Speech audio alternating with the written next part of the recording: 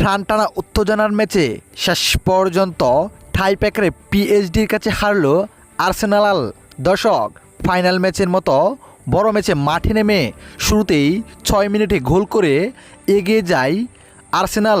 অবিশ্বাস্য গোল করেন আর্সেনালের প্লেয়ার হাবার্টজ। এতে হাফ এনারের আগে 1 গোলে এগিয়ে থাকেন আর্সেনাল। দ্বিতীয় আর্ধের খেলার শুরুতে একের পর এক আক্রমণ করেন পিএসডি, কোনো কাজে আসে নাই। কিন্তু 60 মিনিটের ভিতরে ডিপ বক্সের ভিতরে ফাউল করে পেলেন আর্সেনালের প্লেয়ার। এতে পিএসডি পেনাল্টি পান, অবিশ্বাস্য পেনাল্টি করেন ডাম্বেলে। এতে ম্যাচটি সমতরে ফিরে আসেন 1-1 গোলে। এতে পুরো 90 মিনিট খেলে কোনো রেজাল্ট বার করতে পারে নাই কোনো দলেই। এতে এক্সট্রা টাইমে চলে যায় খেলা।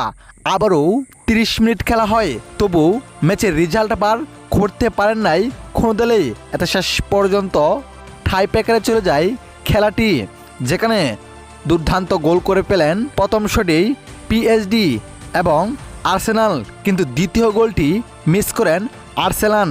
দ্বিতীয় গোলটি অবিশ্বাস্যভাবে দেন পিএসডি, তবে তৃতীয় গোলটি মিস করে ফেলেন পিএসডি। 5 গোলে 4টি করেন।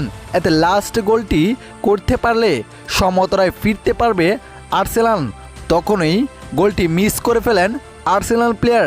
এতে অবিশ্বাস্যভাবে আর্সেনালকে হারিয়ে চ্যাম্পিয়ন হয়ে যায় পিএসজি।